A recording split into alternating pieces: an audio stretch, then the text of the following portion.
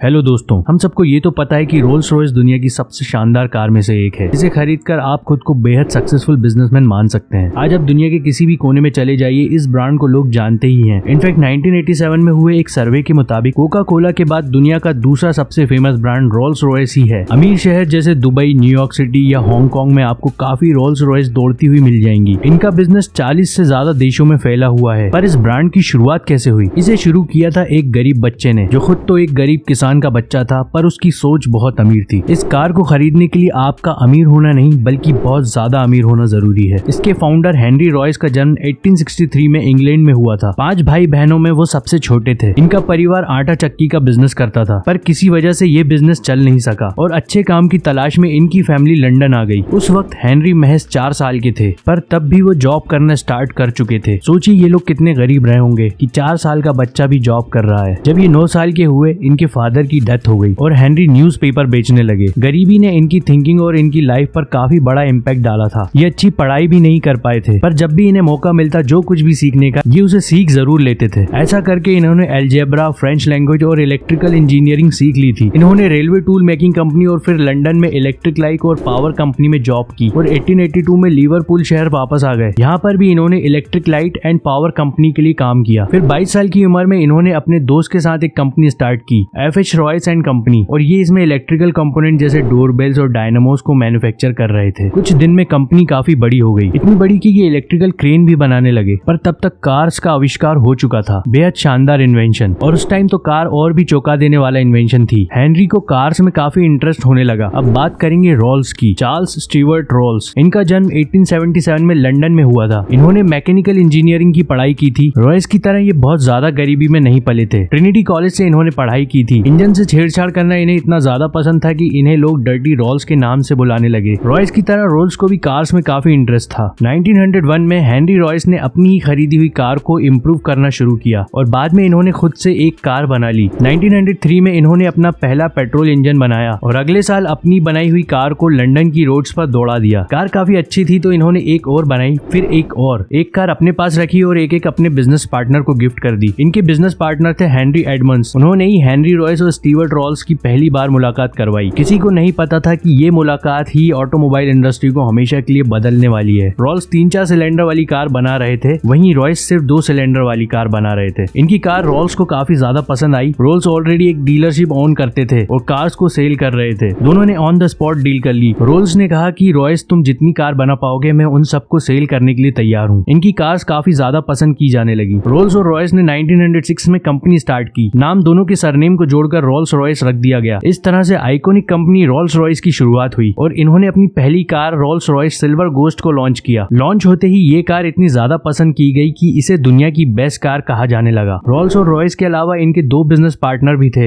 एक का नाम था क्लाउड जॉनसन, जो कि कंपनी के MD थे। उन्होंने भी इस कंपनी की सक्सेस में काफी बड़ा रोल प्ले किया। कंपनी की रेपुटेशन जो आज है, प्रोडक्ट की क्वालिटी कैसी रहेगी और मार्केटिंग कैसी होगी, ये सब क्लाउड जॉनसन ने ही किया था। कंपनी की लॉन्चिंग के महज 4 साल बाद कुछ बहुत बुरा हुआ। चार्ल्स रोल्स की एक एरोप्लेन क्रैश में मौत हो गई और अब सारी जिम्मेदारी हेनरी रॉयस के ऊपर आ चुकी थी। चार्ल्स की कमाल की इंजीनियरिंग ने कंपनी की जो रेपुटेशन बना दी थी, उसे बरकरार रखना हेनरी रॉयस की बड़ी चुनौती बन गया था। पर उन्होंने हार नहीं मानी और best design car best quality material से बनाकर कस्टमर्स को बेस्ट कार प्रोवाइड करते रहे। इसी से रिलेटेड हेनरी रॉयस का एक कोड भी है, जो भी करो उसमें परफेक्शन लाने के लिए झगड़ो, बेस्ट को लेकर उसे बेटर बना दो। अगर बेस्ट नहीं मौजूद है तो उसे खुद बना लो। इसी वजह से शुरू से ही इन लोगों ने अपनी कार को बनाने के लिए जिन मटेरियल्स का यूज किया वो अपने आप में बेस्ट होते थे। अगर लकड़ी लगेगी तो बेस्ट, लेदर लगेगा तो वो भी बेस्ट क्वालिटी का। इसीलिए ये कार्स इतनी ज्यादा महंगी होती हैं। इनकी कीमतों में इसके कलर्स यानी पेंट का भी काफी ज्यादा योगदान होता है, क्योंकि ये 1-2 बार नहीं बल्कि 7 से लेकर 21 बार कार पर कलर की कोटिंग करते हैं। कस्टमर जिस कलर के हिसाब से कार चूज करेगा उस हिसाब से कार की एवरेज कॉस्ट घट या बढ़ सकती है। कार के अंदर साउंड प्रूफिंग की जाती है। टायर्स को भी स्पेशल क्वालिटी से बनाया जाता है ताकि वो भी काफी कम आवाज करे। दोस्तों, इस टाइम कंपनी की ऑनर है BMW, पर पहले ऐसा नहीं था। रोल्स रॉयस और बेंटले नाम से ये ब्रांड लग्जरी कार बना रहा था जब इन्हें 1980 में विकर्स ने खरीद लिया और 1998 में वॉक्सवैगन को बेच दिया। लेकिन रोल्स रॉयस की जो ब्रांड वैल्यू थी उसे ये लोग खराब नहीं करना चाह रहे थे, इसीलिए इन लोगों ने कंपनी वॉक्सवैगन को बेची, पर लोगो नहीं बेचा। लोगो बेचा BMW को। उन्हें यकीन था कि BMW कंपनी इस लोगो की ब्रांड वैल्यू को बरकरार रख सकती है, इसलिए मजबूरी में वॉक्सवैगन जो कार बनाती है वो है तो रोल्स रॉयस का ही सक्सेसर, पर नाम है बेंटले। वहीं BMW ने रोल्स रॉयस लोगो लोगों के अंडर में एक न्यू कंपनी स्टार्ट की। यानी टेक्निकली जो रोल्स रॉयस हमें आज दिखती हैं, ये लोगो तो ओरिजिनल है पर कार्स न्यू बनाई गई हैं। वहीं ओरिजिनल रोल्स रॉयस की वंशज है बेंटले। तो दोस्तों ये थी कहानी एक गरीब लड़के की जो 4 साल की उम्र से ही पैसा कमाने के लिए मेहनत करता रहा और आगे चल के दुनिया की मोस्ट लग्जरी और फेमस कार कंपनी का मालिक बना। आपको ये वीडियो कैसी लगी कमेंट करके जरूर बताइए। दोस्तों अगर आपको ये वीडियो अच्छी लगी और आप आगे भी ऐसी ही इंटरेस्टिंग वीडियोस देखना चाहते हैं तो हमारे चैनल को सब्सक्राइब और नोटिफिकेशन बेल को ऑन कर दो ताकि हमारी वीडियोस की नोटिफिकेशन सबसे पहले आपके पास आए।